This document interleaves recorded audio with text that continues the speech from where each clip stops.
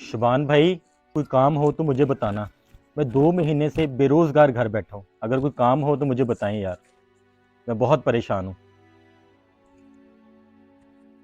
जी ठीक है भाई। पापा। जी बेटा। पापा, हमारे स्कूल की फीस नहीं जमा हुई। मिस कह रही थी अगर कल फीस जमा नहीं हुई तो मैं आप लोग को स्कूल से निकाल दूंगी।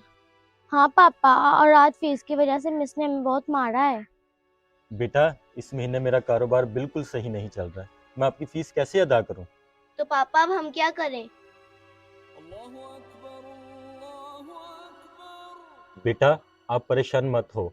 अजान हो रही है, मैं नमाज पढ़ने जा रहा हूँ और आप लोग भी नमाज पढ़ो।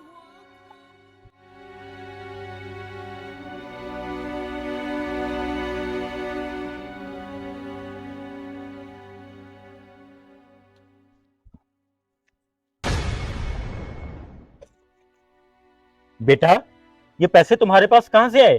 पापा वो बच्चों, मैं ले आया तुम्हारी फीस के पैसे। अरे वाह पापा।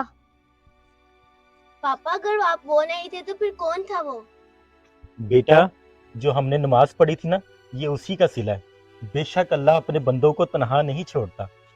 अल्लाह पाक अपने बंदों को तन्हा नहीं छोड़ता।